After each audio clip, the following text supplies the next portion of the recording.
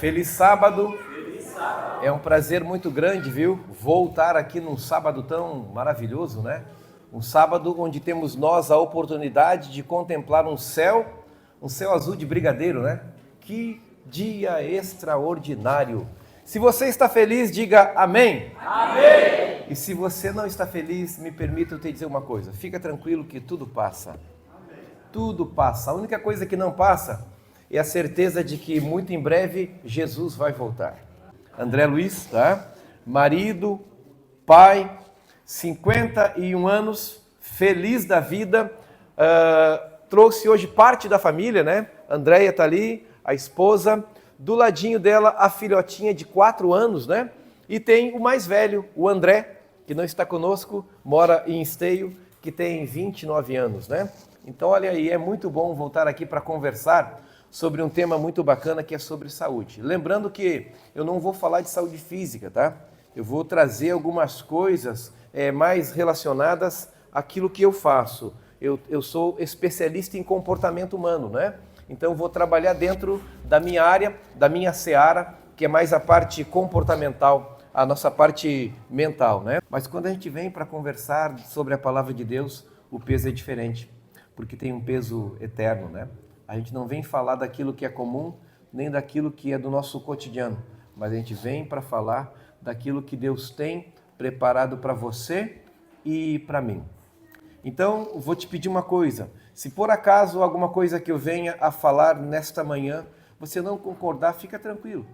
Tá tudo certo. Não coloca fora, deixa no mosaico, num quadro lá separado, porque pode ser que em algum momento da tua vida, aquilo que não fez sentido hoje, possa vir a fazer sentido em um outro momento. Então, examina todas as coisas, retende aquilo que vai te servir agora e fica tranquilo que em outro momento, aquilo que talvez tu não concordou, não entendeu agora, na hora certa, as coisas, elas sempre se encaixam, né? Elas sempre vêm fazer um sentido. Mas sabe, uma história conta que certa feita dois pesquisadores muito conceituados decidiram fazer um experimento envolvendo cães. No passado era permitido esse tipo de coisa, hoje não, tá? Esse experimento, ele está relatado no livro O Corpo Guarda as Marcas. E esses homens pegaram vários cães e colocaram numa espécie de jaula e trancafiaram aqueles cães. E começaram durante alguns dias, alguns meses, dar choques naqueles cães. No começo, eles contaram que os cães, quando ganhavam choque, os cães logo tentavam sair. Mas o tempo foi passando, à medida que os dias foram passando, os cães foram se acostumando com os choques e cada choque que recebiam agora, os cães já não tentavam mais fugir, já não tentavam mais sair, se acomodavam, davam alguns, eu ia dizer grito, né? Não é um grito, né? Davam uns gemidos, mas ficavam ali recebendo os choques. Passado um tempo, aqueles homens então pegaram mais alguns cães e colocaram na mesma jaula. Só que desta vez deixaram a porta da jaula aberta. E logo quando os cães, que não haviam recebido nenhum choque, perceberam o que os homens estavam fazendo, a história conta que os cães começaram a fugir. Aqueles que nunca haviam recebido choque fugiram. E interessante é que os cães que haviam recebido durante muito tempo aqueles choques, mesmo a porta da jaula estando aberta, pasmem, eles não fugiram. Eles não se moviam. Eles permaneciam estáticos, suportando a dor, tomando choque, mas não saíam.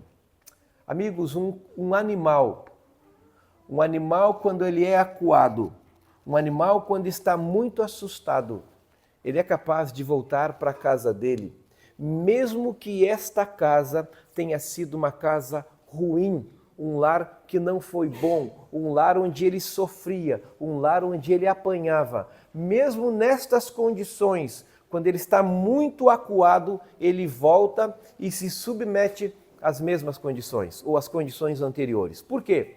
Porque foi a verdade que ele aprendeu. É aquilo que ele tinha. E o que eu quero dizer com isso para você? Tem ser humano fazendo a mesma coisa.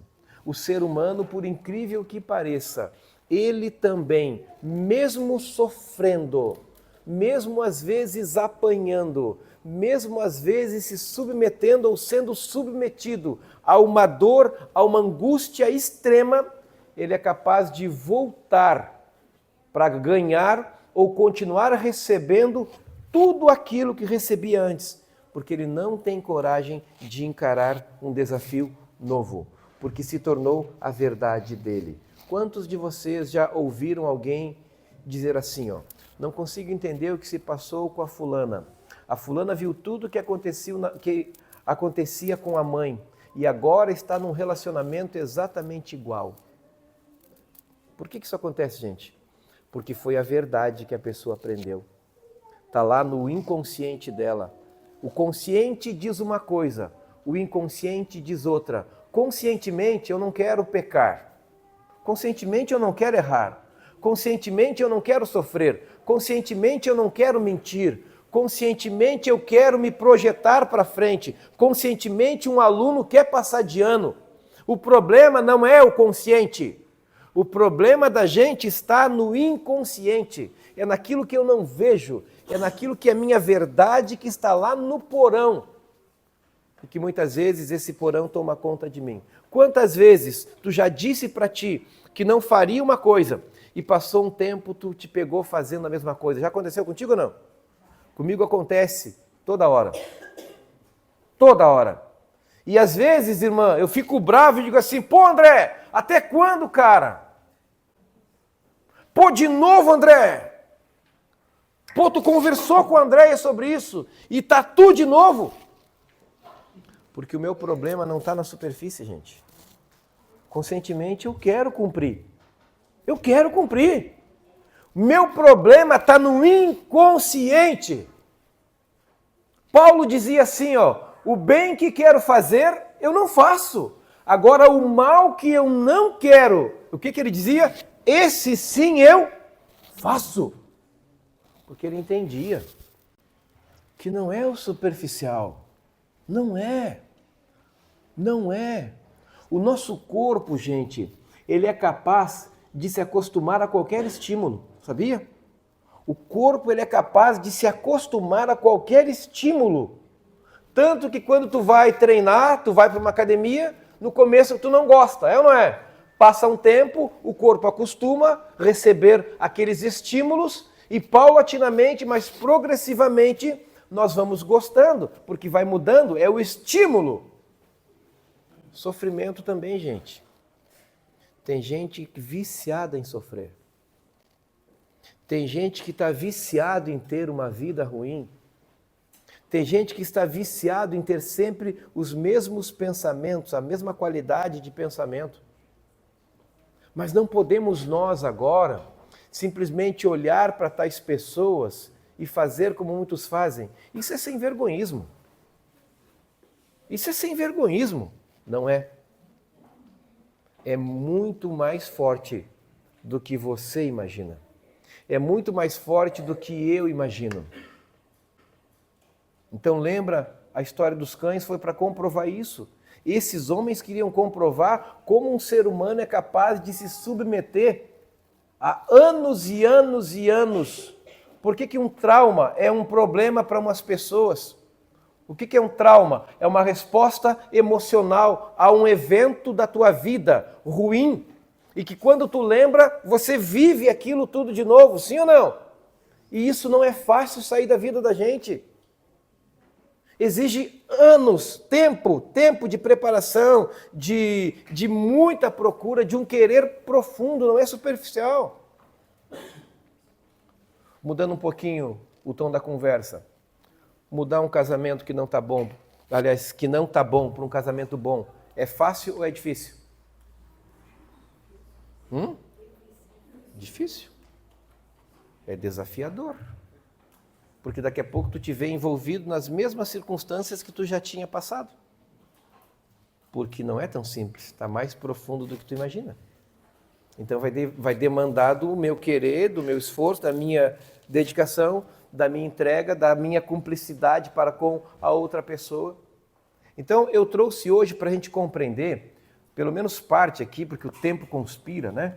Então agora sim, 1 Reis, capítulo 18, conta ali a história de quem mesmo? De Elias, quando Elias fez coisas extraordinárias, empoderado pelo poder do Espírito Santo. Elias fez uma coisa maravilhosa. Elias percebeu que o povo estava corrompido. Elias percebeu que o rei, que era... como é que era o nome dele mesmo? Tá fraquinho, como é que é o nome mesmo? Acabe, casado com uma mulher carne de pescoço. A mulher era coisa ruim. Casada com quem mesmo? Jezabel. Nós já percebemos e sabemos que quem comandava a relação era Jezabel. Era Jezabel. Elias era um viciado nas ordens dela. Elias tinha dependência emocional de Jezabel. Ah, vocês estão ligados, né? Ah, vocês estão ligados, né? Olha aí, ó, viu? Anota os pontos aí, Andréia. Vai ter mais por aí, tá? Muito obrigado, irmã. Quem ficar mais ligado nas pegadinhas vai ganhar um presente no final, tá? Então vamos lá. Acabe era viciado emocionalmente nas coisas que Jezabel mandava. Jezabel não era gente boa. Jezabel era ruim, irmãos. E quando eu falo em gente ruim, alguém conhece aqui uma pessoa ruim? Eu conheço gente que fala em maldade com uma facilidade tão grande em fazer mal para os outros, com uma facilidade tão tranquila em dizer assim, eu arrancaria as unhas. E para ele fala, ele conversa sobre isso como se fosse uma coisa muito tranquila. Um dia desse eu estava pregando lá em Taquara, e um irmão que ele é aquela pessoa que abre o corpo ali quando morre, como é que chama? Legista, né? Ele disse assim, André, eu te olhando pregar ali, e eu te imaginei deitado e eu te abrindo. E eu disse assim, pai, irmão, pô, que pensamento, cara. Pai, eu pensei assim, mas não quero voltar mais nesse lugar aqui, não me convida mais, por quê? E eu disse assim, e eu estava almoçando na casa dele, André não lembra disso, mas eu lembro. Lembra? Nós estávamos almoçando na casa do casal. Imagina o cara com uma faca me falando um negócio desse. Tu pregando lá, André, e eu te imaginando na pedra ali, eu te abrindo. E eu disse assim, então tu me imaginou morto, cara? Eu digo, não, André, desculpa. Não é isso que eu quis dizer.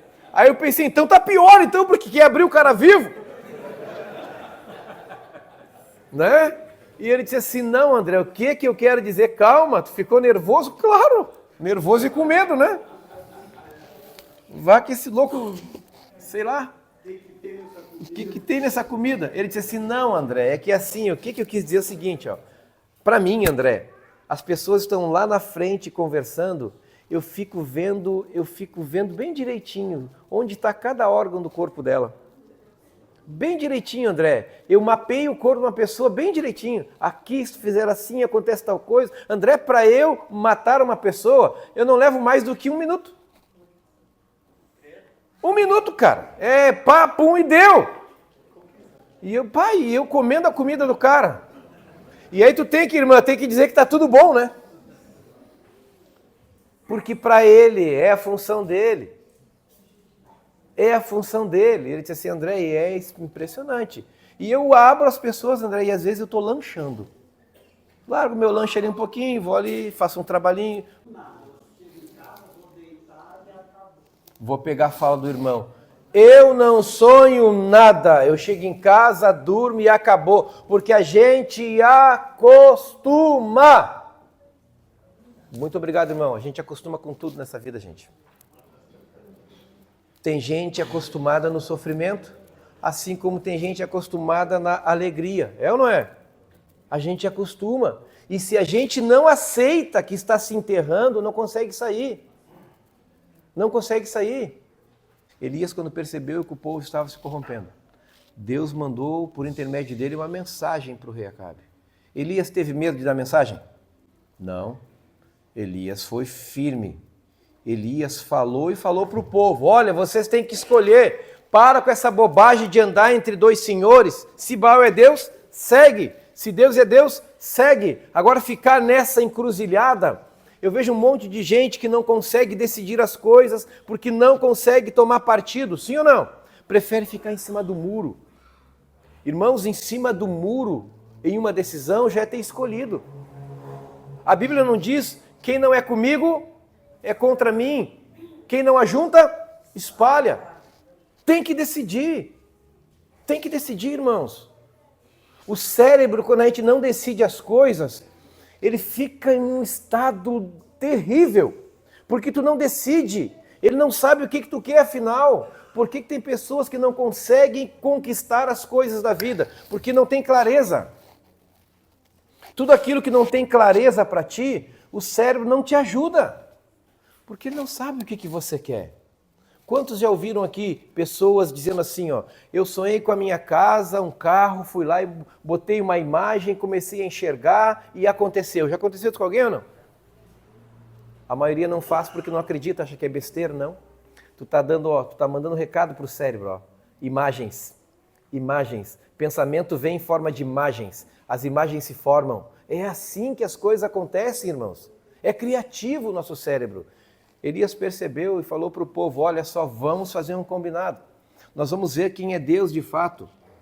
Vocês vão mandar os 450 profetas de Baal, mais os 400 do poste-ídolo. Vamos pegar uns novilhos, 2 novilhos, eu pego um, vocês pegam outro. Aquele Deus que responder com fogo é Deus. E ele fez tudo isso e Deus consumiu o sacrifício feito por quem? Por Elias, certo? Só para contextualizar. Mas logo depois que Elias teve essa coragem, essa ousadia, a Bíblia diz que Acabe voltou para casa, correndo para o colinho da mulher, choramingando, foi lá e contou, o Elias matou todo mundo. E Jezabel vestiu as calças que deveria ser de Acabe e disse assim, ó, então tá, pode mandar dizer para ele, vou mandar um recado, que assim como ele fez com todos estes, amanhã eu vou fazer com ele, até amanhã, eu farei com ele exatamente a mesma coisa. Mandou um recado. E Jezabel era ruim, volta na cena comigo. Quando Elias ficou sabendo que Jezabel queria o pescoço dele, ele ficou com medo? Sim ou não? Ele ficou apavorado. Ele teve mais medo da mulher do que do rei. Ele teve mais medo daquilo que a mulher disse que faria com ele, do que do próprio rei, que tinha, entre aspas, o poder. Porque ele sabia que a mulher faria. O rei, ele sabia que era covarde. Que era um cara só focado no poder humano, nas glórias, nas conquistas, coisas que vão virar farelo. Agora a mulher, ele sabia, essa mulher é bruta. Pô, essa mulher, ela vai fazer, cara. E a Bíblia diz que Elias deu no pé, Elias foi se esconder. Tu consegue entender isso, gente? Como pode, irmão, um homem que, pelo poder do Espírito, fez um grande feito, libertou o povo, mostrou Deus para o povo, agora ficar com medo de uma única pessoa, uma única mulher? O que aconteceu naquela cena, gente? Ali a parte humana de Elias voltou, aflorou, saiu do porão, o inconsciente dele veio e tomou conta da parte consciente. A parte consciente falava de fé, o inconsciente falava de medo. E ele agora assustado, acuado, se esconde numa caverna. Se esconde, fica ali com medo. Gente, alguém aqui já teve medo? Ter medo é bom ou ruim? Depende, né? Em alguns momentos é bom. Mas em outros momentos o medo te paralisa. Ter medo não é pecado. O medo, ele me ajuda. Mas aquele medo em excesso que te paralisa, esse é um problema na tua vida. Quantas pessoas, quem sabe, tem aqui entre nós que estão paralisando a vida por medo? É ou não é? Quantos projetos enterrados por medo? Quantos sonhos enterrados por medo? Quantas vontades de trocar de carreira depois dos 40 não estão sendo feitas por medo? Quantos casamentos eu não posso transformar porque eu tenho medo?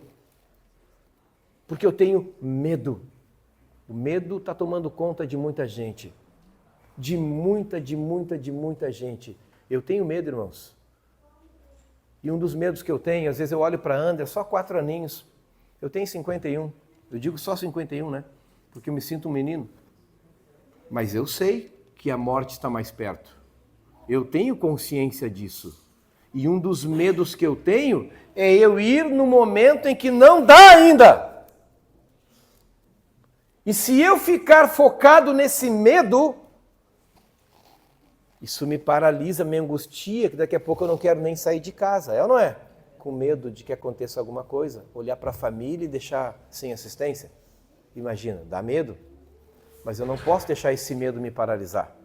Eu tenho que sair, porque por mais que eu fique guardadinho dentro de casa, não é garantia de nada, não é segurança, eu não estou seguro ali.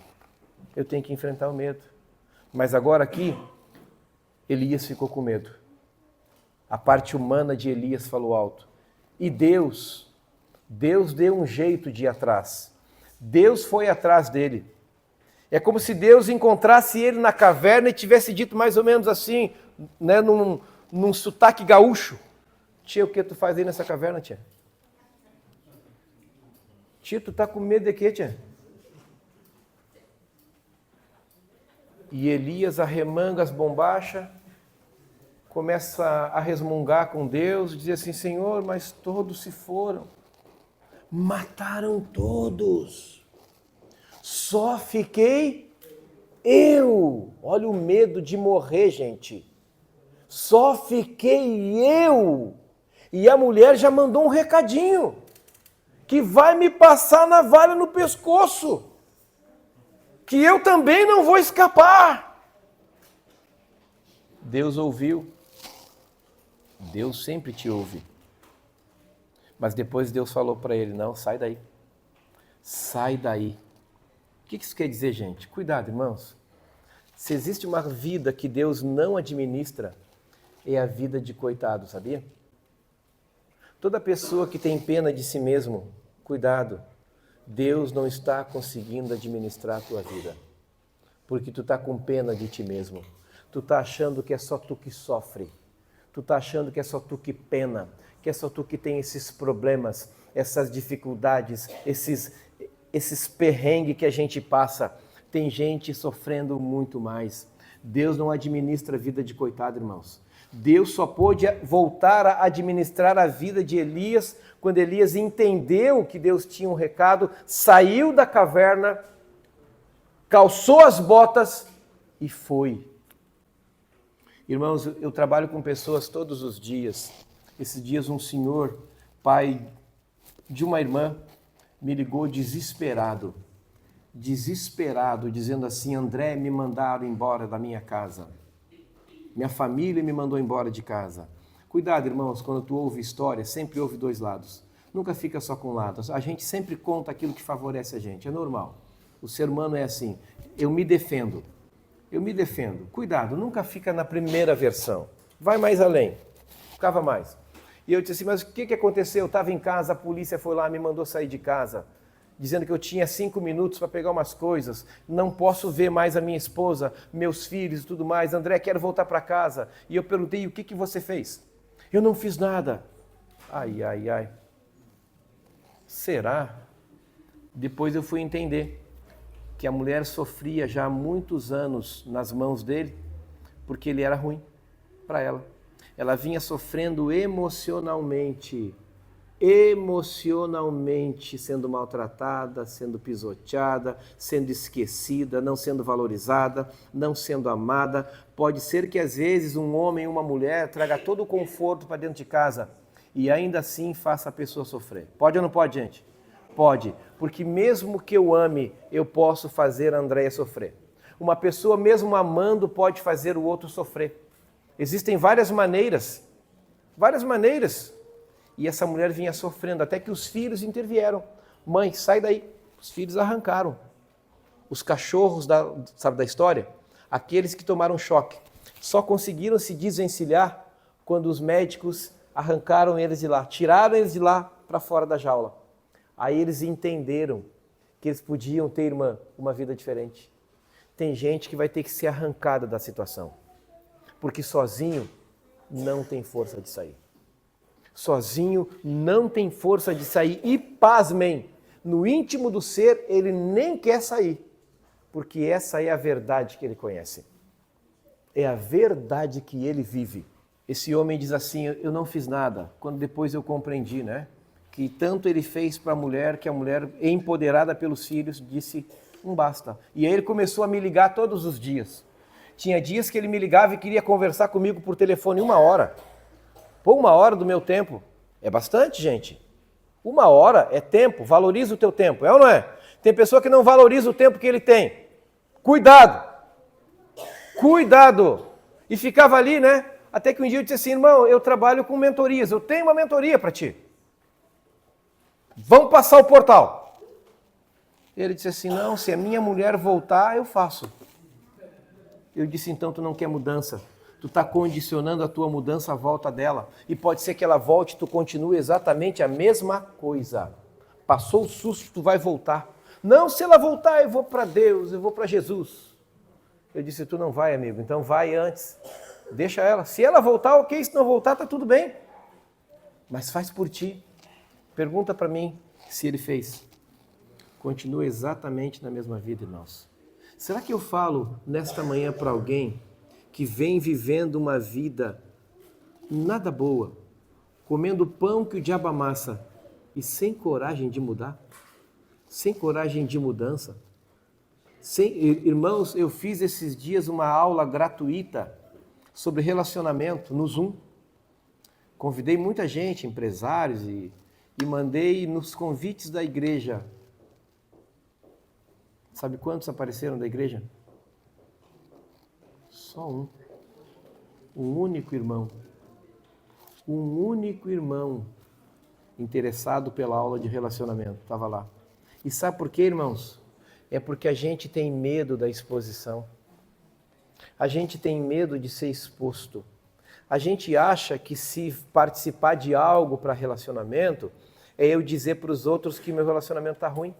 E não, irmãos. O relacionamento está bom, ele pode ficar cada vez melhor. Não existe nada tão bom que não possa ser melhorado. Mas se está ruim, são as oportunidades que eu tenho de transformação. Mas as minhas dependências emocionais não deixam, irmãos. Irmãos, para quem não sabe o que é uma dependência emocional, é quando a ação ou estado de uma pessoa interfere na ação ou estado de outra pessoa. Tem pessoa que paralisa a vida dele por causa do outro. Tem ou não tem? Pasmem. Eu vou desmistificar uma coisa aqui que a gente aprende, é cultural, mas não pode ser real. A Bíblia diz assim, ó, deixa o homem pai e mãe, se une à sua mulher, os dois se tornam uma só carne e passam a ter agora a sua família, certo? Deixa homem, pai e mãe. Deixa! Quantos filhos eu vejo que não conseguem abandonar a casa dos pais? É ou não é? Dependência emocional. Ou dos pais para com o filho, ou dos filhos para com os pais. Tem que tratar. Tem que tratar, irmãos. Isso é muito sério. Vai aleijar. A minha mãe me aleijou inconscientemente. Minha mãe foi uma mulher assim maravilhosa, mas ela me aleijou. Minha mãe me levava café na cama, eu tinha 20 anos, irmão. Eu ia para os bailão, eu não cresci na igreja, gente. Eu não cresci na igreja, eu vim para a igreja depois. Eu ia para os fandangos aí, eu amanhecia bailando de pé trocado. No outro dia, a mamãezinha ia lá no quarto, com um cafezinho, almocinho para mim, né, me tratando como um brinquedinho, como um bebelô. E nós não tínhamos quase nada dentro de casa. E eu sendo tratado assim. Quando eu casei, eu tinha medo de ficar sozinho em casa. Porque eu casei com a Andréia não era a minha mãe agora. Era minha mulher. E mulher tem que agir diferente. Se ela continuasse a me levar os cafezinhos na cama, uma coisa é um agrado de vez em quando, isso é salutar, tem que fazer, tá? Tem que fazer, deve. Importante. Agora, ser viciado nisso? Eu vejo mulher que é viciada em servir o marido e levar a comida na mão. Conhece alguém assim? Não olha, só pensa. Não olha, só pensa.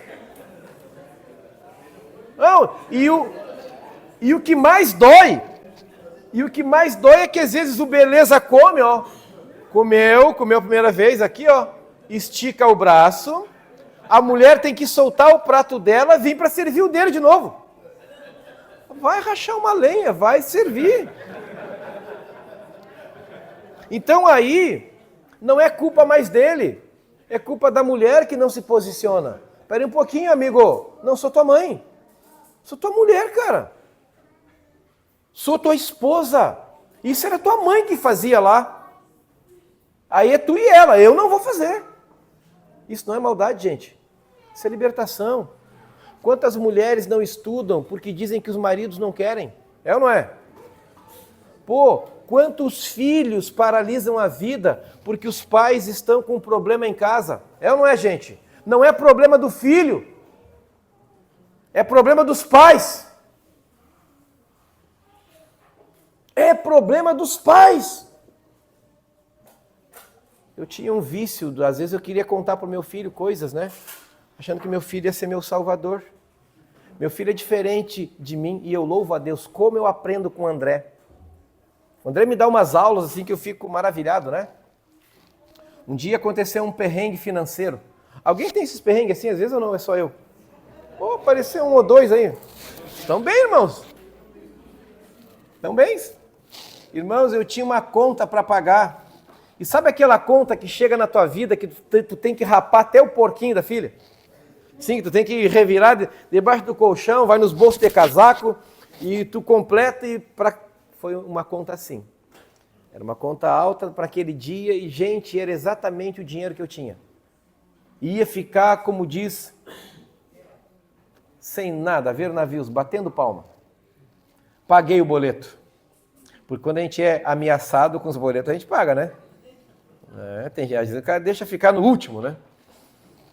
Paguei o boleto. De tarde, nunca esqueci essa cena. Eu estava de tarde em casa, paguei o boleto, abri o aplicativo do banco, paguei o boleto. E fui para a caverna, ficar com pena de mim. Me sentei no sofá e quase que eu disse assim, ó Deus, e agora? Quem poderá me defender? Né? Me sentei aqui, fiquei pensando, mandei um áudio para o meu filho. E aí, velho?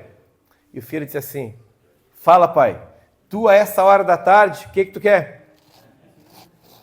Eu disse, velho, nem te conto o que aconteceu agora. O que houve? Cara, fiquei pelado, filho, sem R$1 no bolso. Paguei um boleto agora assim, assado, velho, mas assim, ó, rapei tudo que tinha, velho. E ele disse assim, mas ei, pai, como é que foi? Tá pago? Tá? Então tá tudo certo, pai. Dinheiro, trabalha, tu consegue de novo. E acabou.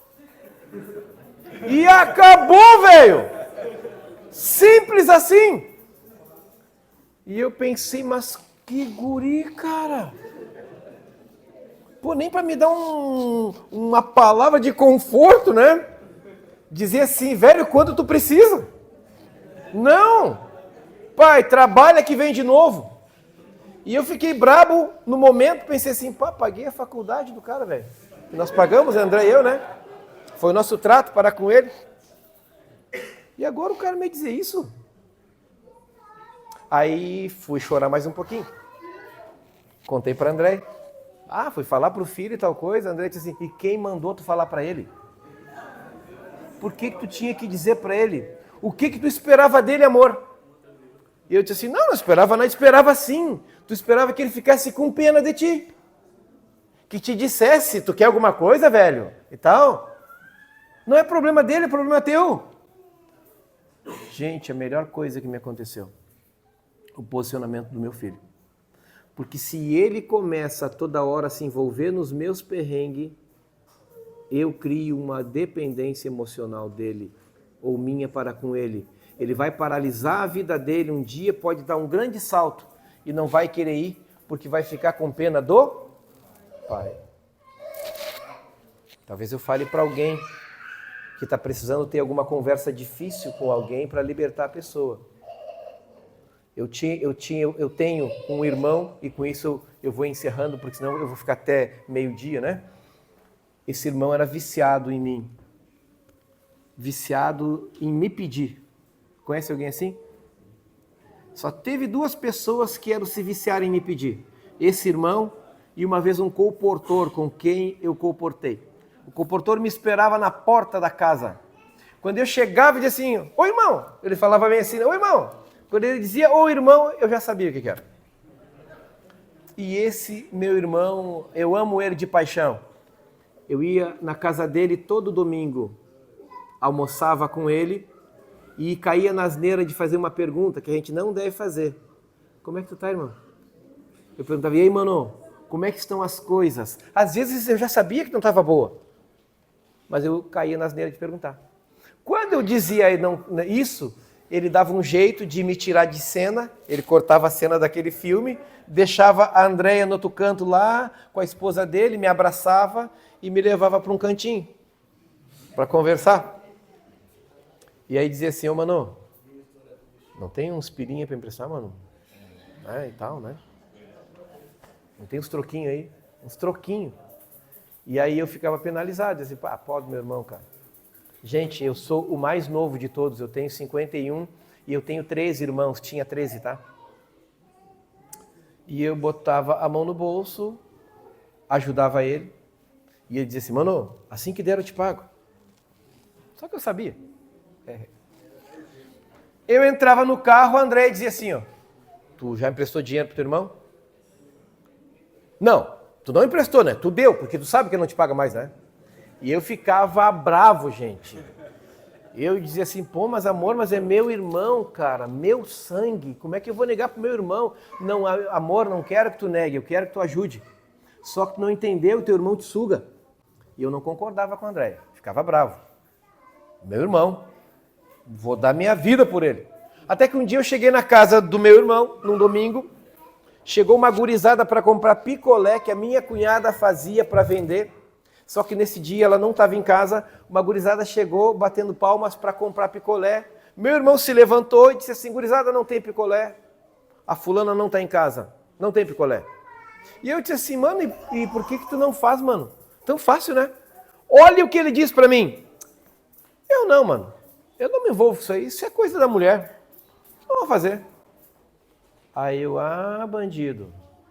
Eu posso acordar 5 da manhã todo dia, dormir pouco, estudar bastante, trabalhar e venho aqui todo domingo e só te alcanço.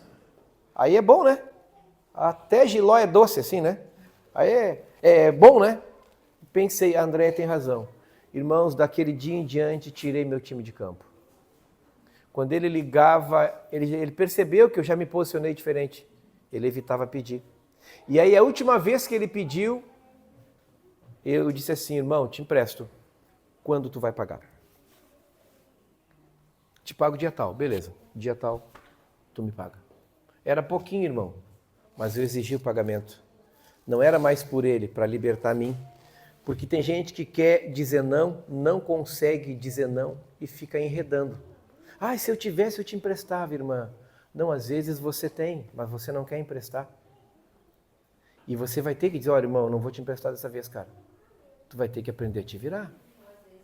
Exato, boa, amor. Olha só que benção, né? Olha só o que trouxe a Andréia. Às vezes eu posso me colocar numa situação em que eu prefiro inconsciente não ter para não precisar dizer não. Olha que louco isso. Então, se eu não tenho, é fácil eu dizer, não tenho. Agora, se eu tenho, eu não sei dizer o não, eu me obrigo a ter que dizer sim. Gente, isso é muito mental. Não dá tempo da gente entrar, tinha que ficar aqui o dia inteiro. Mas é profundo, gente. A gente tem que ser bondoso com as pessoas sempre. Mas a mesma Bíblia que diz, reparta teu pão, a Bíblia também diz, vai ter com a formiga, ó. Tem gente que não quer trabalhar, vai ficar te sugando a vida inteira. A vida inteira. Cuidado. E isso é emocional. E não é só com dinheiro, gente. Não é só dinheiro, é de várias outras formas. Eu cansei de dizer não para minha família e sim para tudo quanto era compromisso. Eu chegava a procurar o compromisso para ter que dizer não em casa. Quando a André me pediu uma coisa, não posso porque eu prego sábado lá em tal lugar. Com a agenda sempre cheia. mas a agenda vazia em casa. E os compromissos de casa eu nunca queria. Eu estava fugindo. Minha vida só mudou, irmãos, quando André e eu determinamos fazer uma coisa em casa. Aprender a ter conversas difíceis. Conversas que tu nunca quer ter. Que tu evita ter com teu marido, com a tua mulher. Conversas difíceis. Eu preguei semana retrasada, o mês passado, em Taquara. Agora sim eu vou encerrar, tá, irmãos? E o quarteto estava lá cantando, me convidou para ir pregar no outro sábado com eles na igreja central lá da cidade da Rapadura. Santo Antônio. E eu gosto de pregar. Só que a Andréia não estava comigo. Eu sem pensar, sem consultar agenda, sem olhar nada, sem consultar se ela gostaria de ir ou não. E o que eu disse para eles? Sim. Cheguei em casa, contei para a Andréia. Sábado que vem nós estaremos em Santo Antônio. Nós estaremos. E a Andréia disse assim, nós quem? Eu disse, nós? Eu vou cantar lá e tal, né? Eu vou estar lá pregando. Não, eu não vou. E eu acho que tu também não vai ir. Porque tem um compromisso da igreja, a tua filha vai cantar. Ah, já botou o compromisso, né? A tua filha vai cantar. Estava na tua agenda que eu te falei isso já, ó. Reserva essa data, então tu vai ter que dizer não pro quarteto. Para quem meu coração mandava eu dizer não? Pro quarteto ou para ela? O que vocês acham? Oi? Não, para a esposa.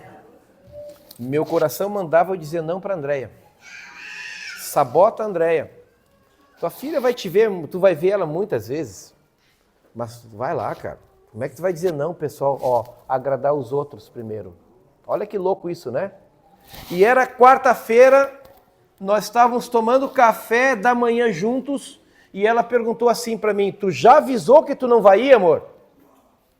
Gente, eu tenho dificuldade, quando eu dou a minha palavra, eu dou a minha palavra.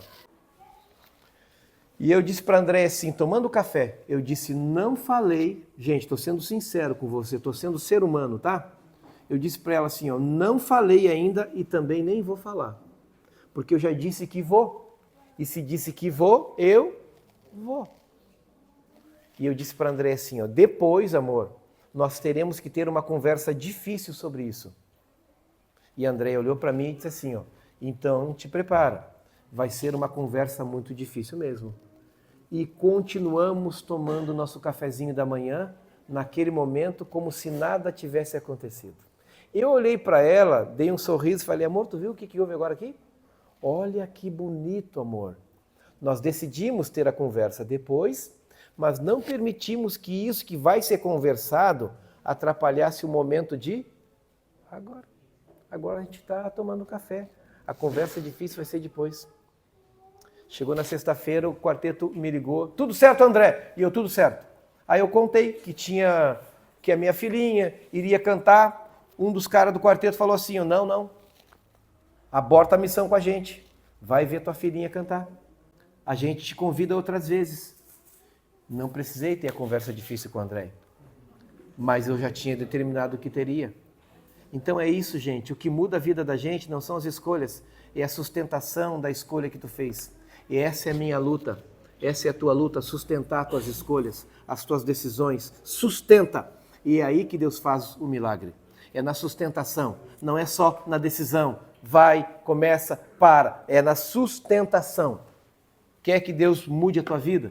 Começa a sustentar o que tu diz, o que tu pede, o que tu ora. E aprenda a ter conversas difíceis com as pessoas. Deus tem conversa difícil contigo. Porque ele diz assim, ó, 2 caminhos te proponho, vida e morte, bênção e maldição. Escolhe a vida para que tu viva. Porque se escolher o contrário, no final tu vai ter um pagamento. Que Deus te abençoe, irmãos. Que Deus te bendiga. Que o Espírito Santo resplandeça sobre a tua vida, sobre a tua família. E que tua família seja aqui nesta terra uma luz para tantas outras que necessitam. Deus e Pai, nossa vida te entregamos. Assim como um dia na cruz do Calvário, Jesus Cristo deu a vida dele por nós. Nós queremos pedir agora, Senhor, em nome de Jesus, que o sangue dele nos lave do pecado. Temos tantas falhas, Senhor, temos tantas coisas que por nós mesmos, sozinhos, não conseguimos mudar, Senhor. Por isso nós suplicamos que o Espírito Santo nos dê força, nos dê coragem e nos dê sensibilidade. Abençoa cada pessoa aqui, abençoa também a esta igreja, Senhor, que ela continue sendo aqui neste bairro uma luz, que muitas pessoas que não te conhecem ainda possam vir a te conhecer por causa da membresia desta igreja. Nos entregamos nas tuas mãos e que teus anjos nos levem para casa em segurança, mas nos tragam outras vezes aqui para termos encontros coletivos com o Senhor. Esta é a nossa prece e nós a fazemos agradecidos em nome de Jesus. Amém, Pai.